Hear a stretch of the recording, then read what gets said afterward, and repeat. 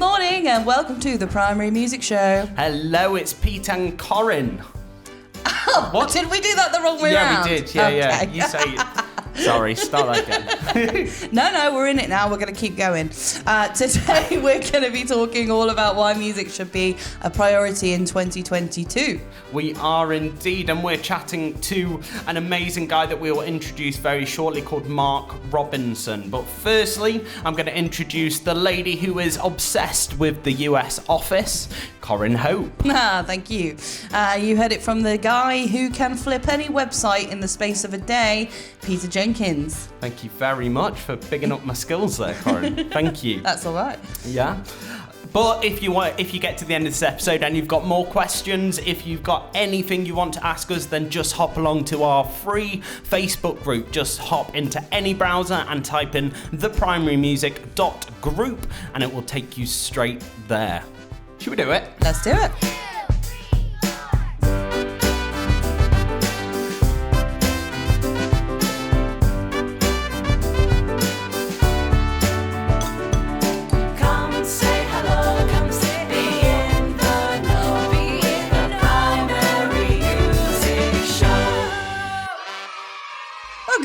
Pete. Hello. Or should I say Guten Morgen? Guten Morgen. We've been learning German. It's German Day.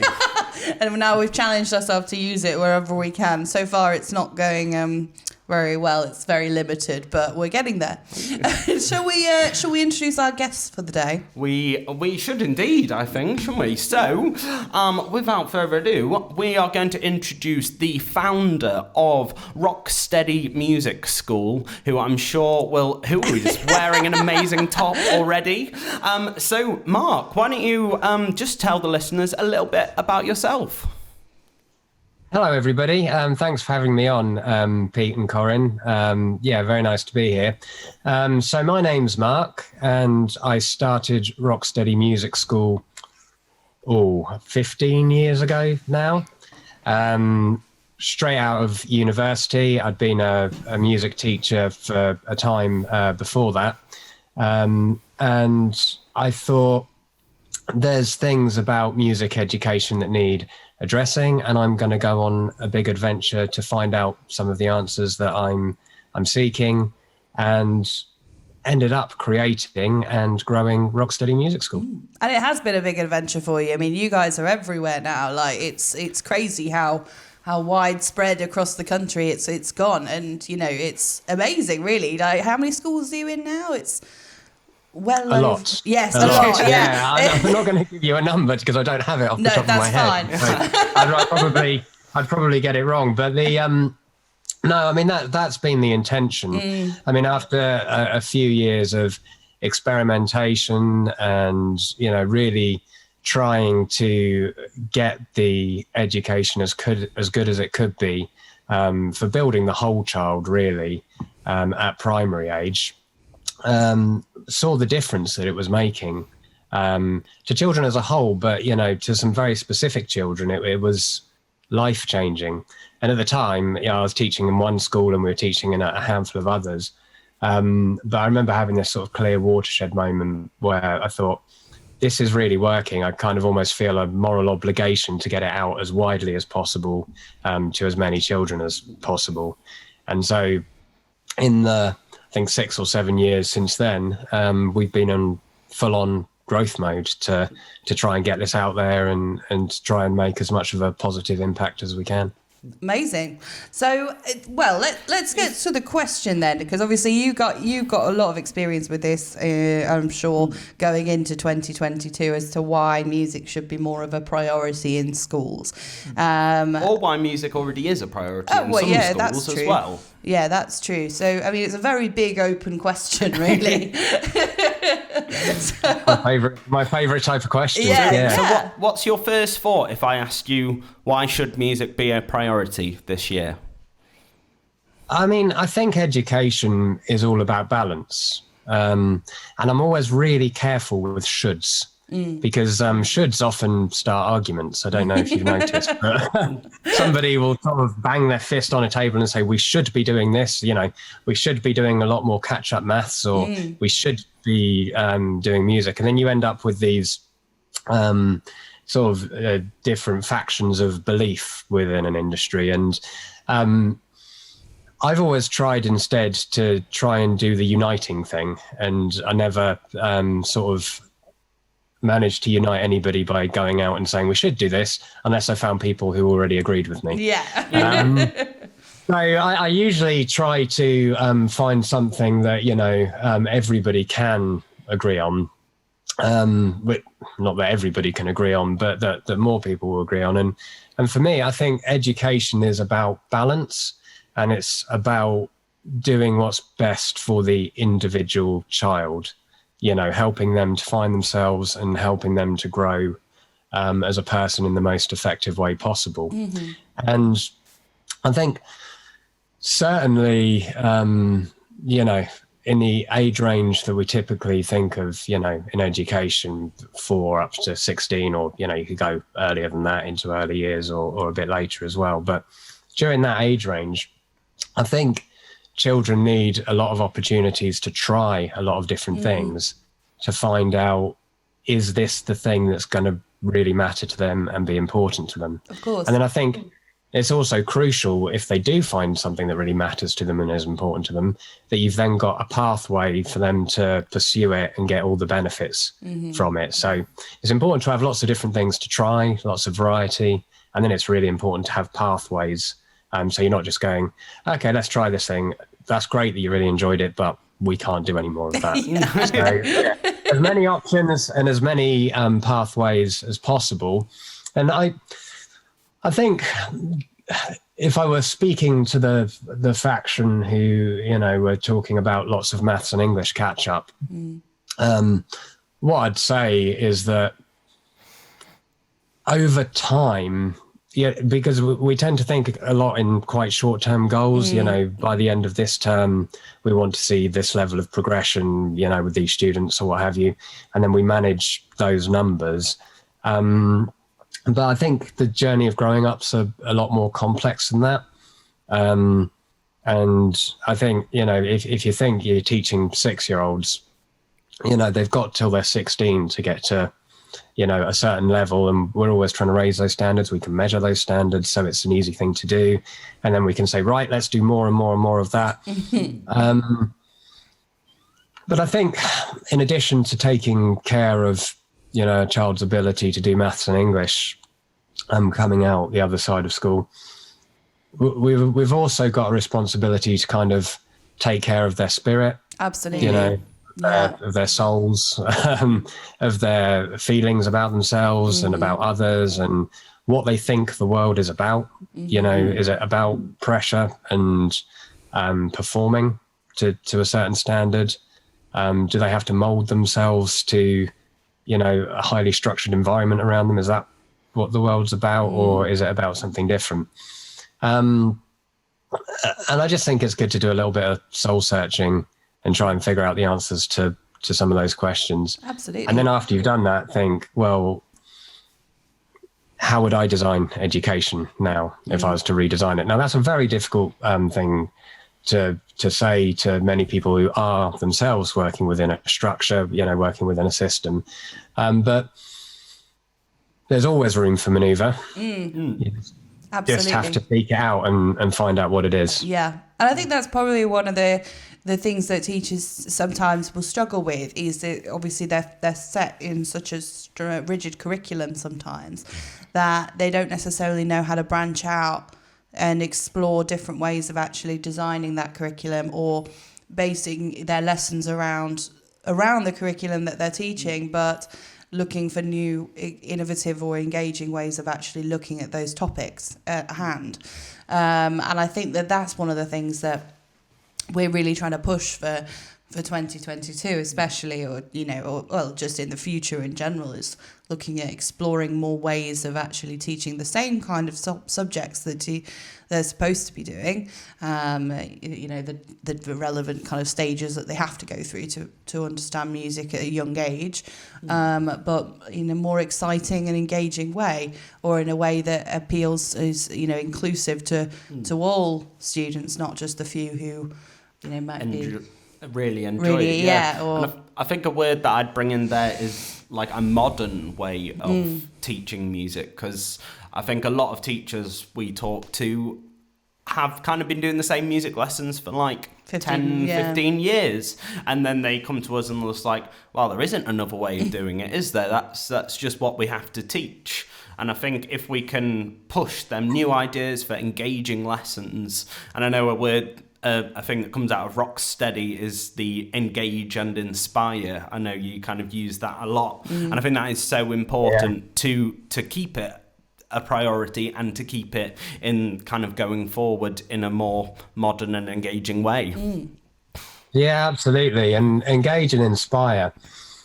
They're great words, aren't they? Yeah. It's kind of like nobody would disagree, with them. But delivering on it is more challenging to constantly be delivering on it. And I think, it's really important to look at the children in front of you that you're teaching and look at what's already engaging and inspiring them outside of your lessons and find ways to connect that into the material you're teaching. Absolutely. It's one of the, simple to say, not always easy to do, but it's one of the most effective things I think you can do in teaching to keep it engaging and inspiring as well.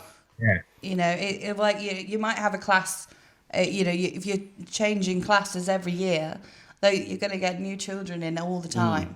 So you'll have 1 year with one class and you'll get to know them and you'll know, what they like, what makes them tick, what music engages them.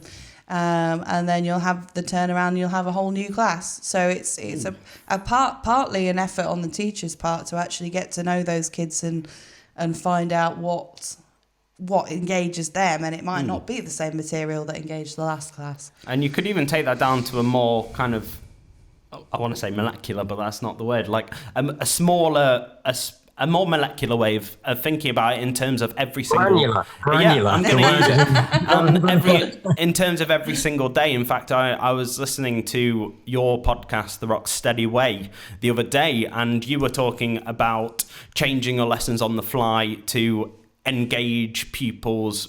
I think you were talking about a birthday kind of example. So someone's birthday who didn't quite want to do music, but you managed to engage that class by using the number 7 because it was his 7th birthday, that kind of thing.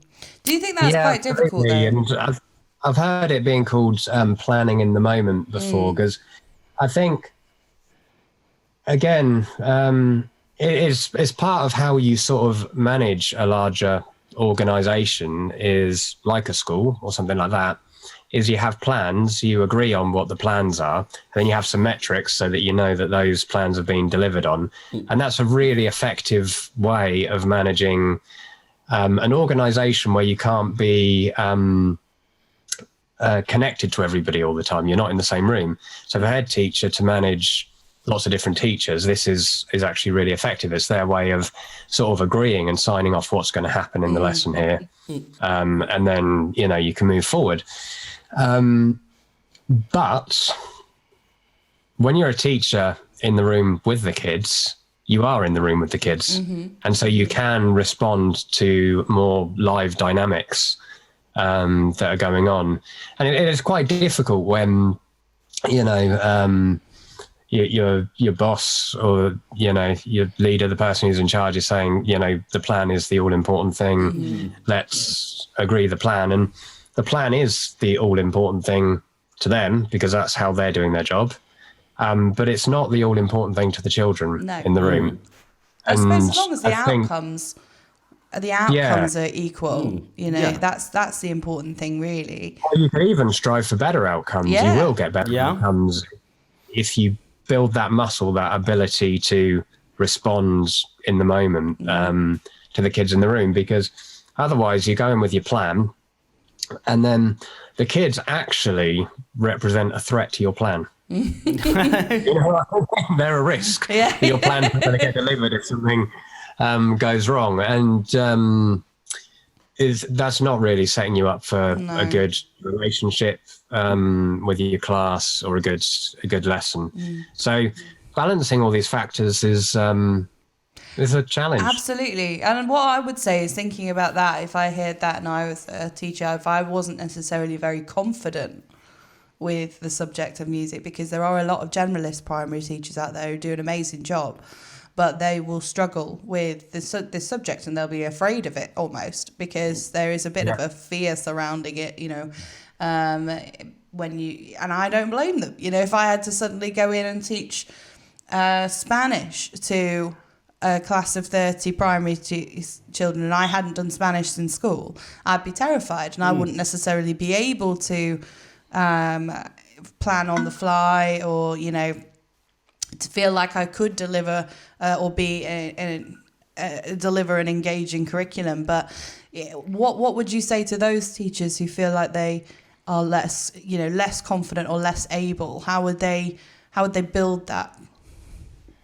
It is challenging, isn't it? And I think the reason there's a lack of confidence for some teachers is music is made out to be really complicated. Probably as a child, your introduction to music was something really complicated. You were probably shown a stave, a grid system, when you were too young really to understand a grid system, and then you were asked to react in time with dots on this grid system. You're pulling together so many different skills and areas of the brain, and you probably might have concluded that this was horrendously complex and I'm going to stay away from it. And then you get round to being a teacher and it's like, now you've got to teach it. You're like, all those feelings of I can't do this come back. But music can be taught in different ways. Well, you have the example. You don't actually teach written music in your lessons, so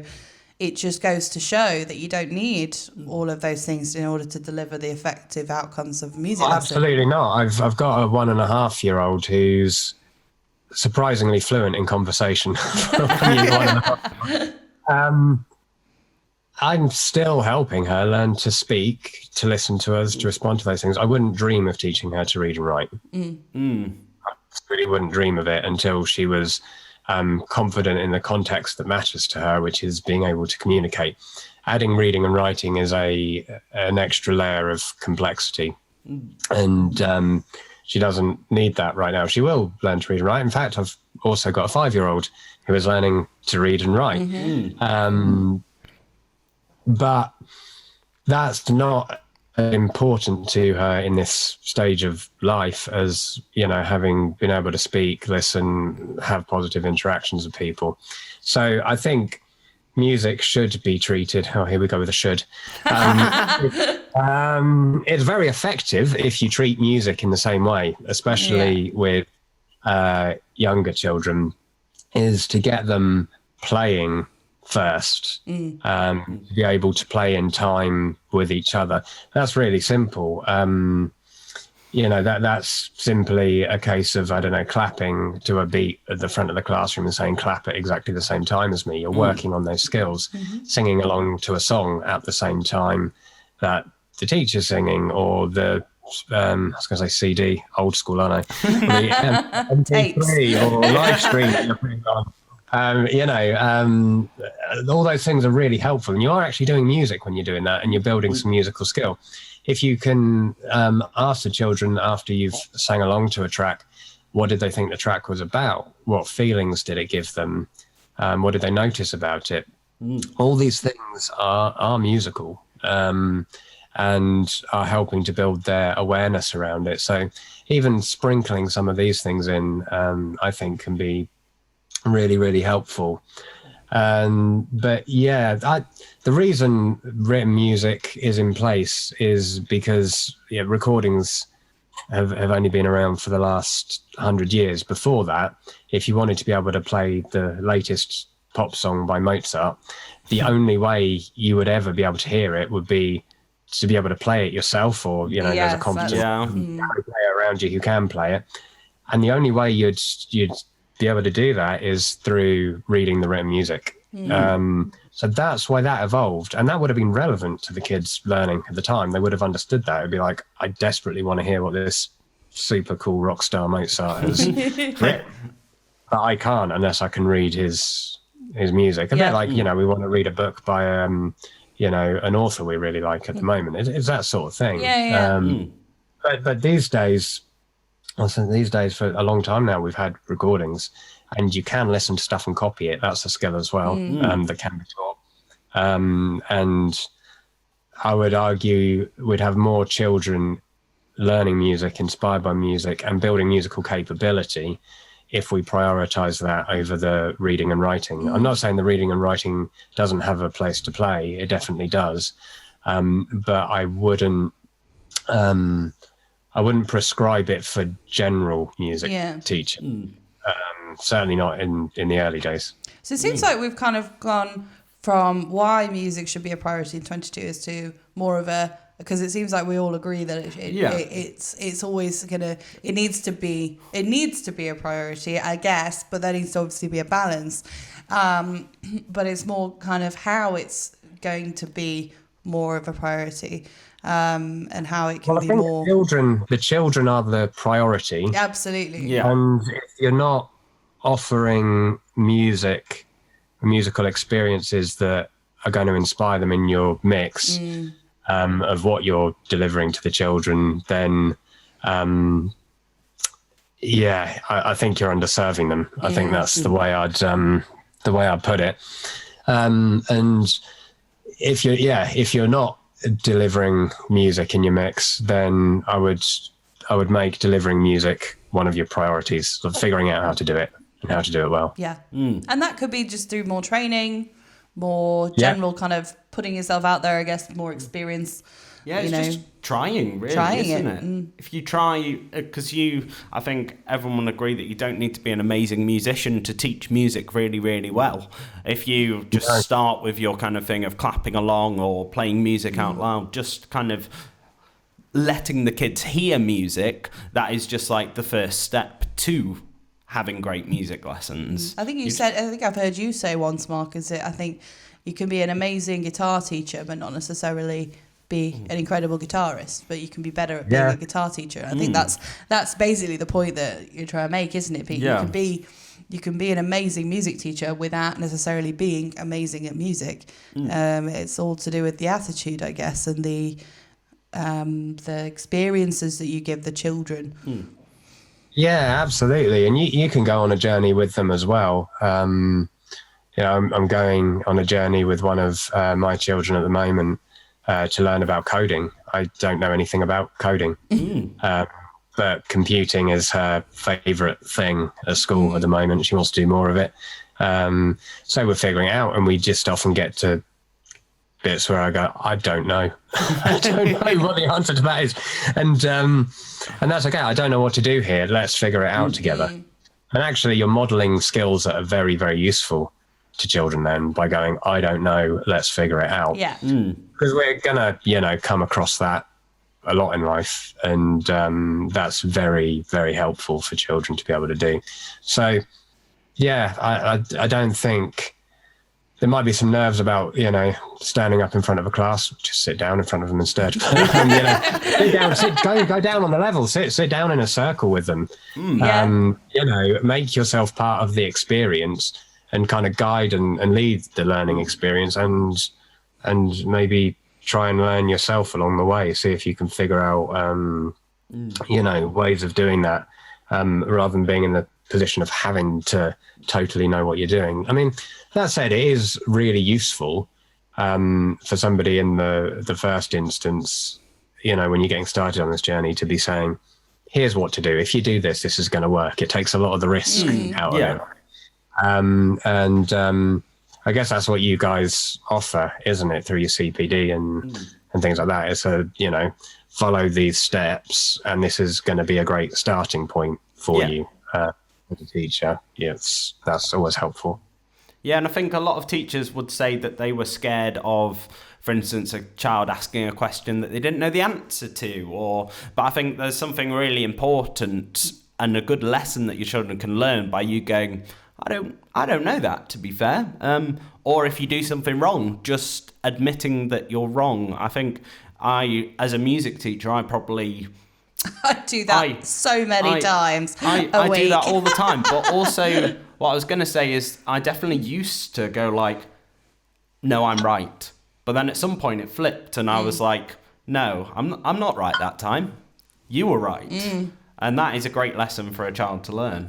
Oh, yeah, just Well, what you're doing there is you're changing the relationship dynamic between, yourself as a teacher and the children to one of being on the same playing field and one of mutual respect. Whereas if you have to be right, you're trying to maintain authority in a hierarchical structure. And certainly our teaching style at Rocksteady is all about there not being a hierarchical structure, use first name terms, mutual respect between child and adult is, I'm sure there's a lot of teachers who run that sort of thing in the classroom anyway. They probably have school rules that mean they have to be Mr., Miss or Mrs. But I think that style of teaching can be very, very effective once you get used to it. And, you don't have to do one or the other. You can do these blended models, but definitely it being okay to be wrong. For a student to be right, for a student to have a better idea than you, for all of those sorts of things, I think is really great. Yeah, it's just showing a little bit more of making it a little bit more human, isn't it? A little bit more vulnerable. Yeah. If you can put yourself in a vulnerable position in front of kids, how, or if you can't put yourself in that position, how do you expect the kids to be able to do that? So it's really, I think it's just more healthy. A healthier way of looking at it from an educational standpoint. But it's very interesting. Yeah, thinking about it. Yeah, and I'd say if you're listening to this and you just listen to that last piece that Corinne said and you found yourself going, yeah, I do that.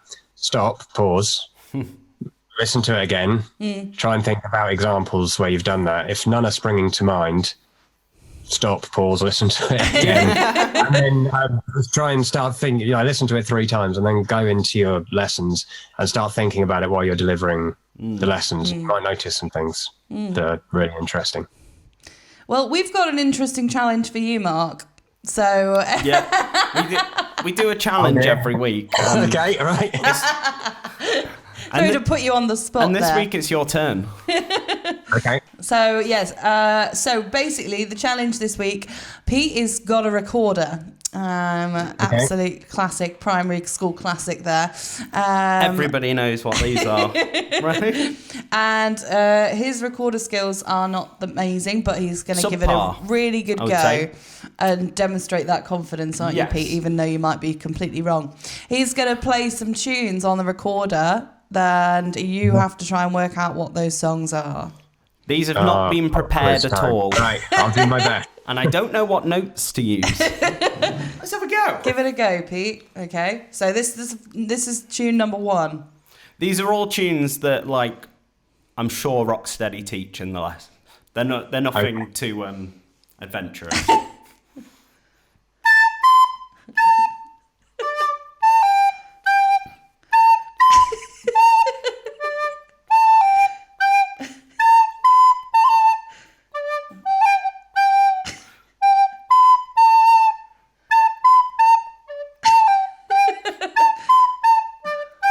Have you got it, Mark?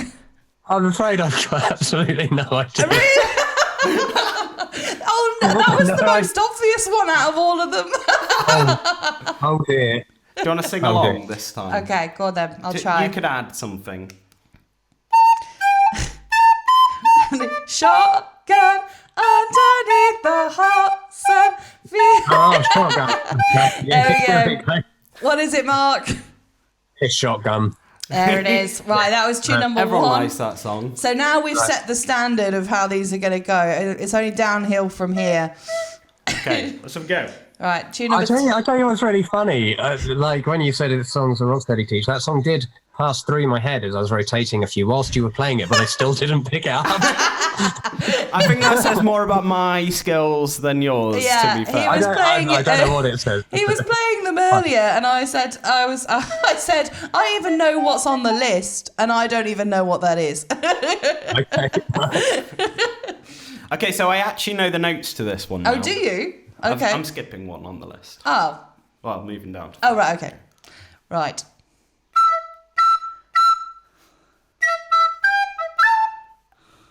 I can't hear you. The sound's disappeared. Oh, no. No, I've got you, Corinne, but I couldn't hear the recorder, and Oh, weird. that made me sad. Oh, is it? It's not like cutting background sound, is it? It might be. Might be. Can you hear? Might be, yeah. Yeah, there we go.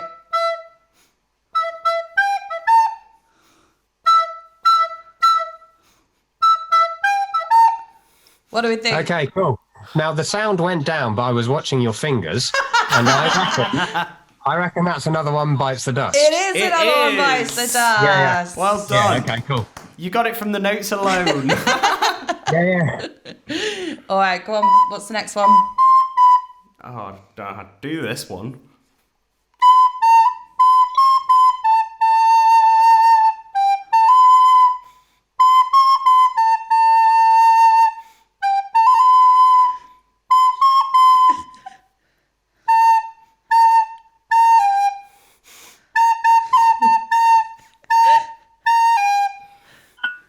Anything? Was the trill in the original song?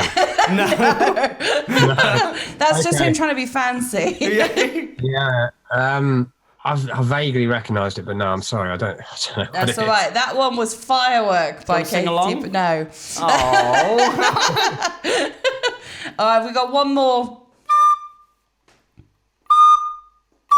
Oh, where does it start?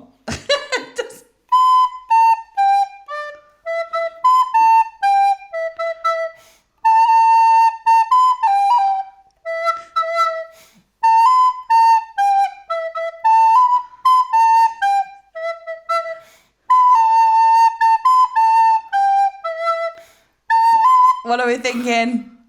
I had no idea. Is there a wider point here that things don't translate to the recorder as well as Quite possibly.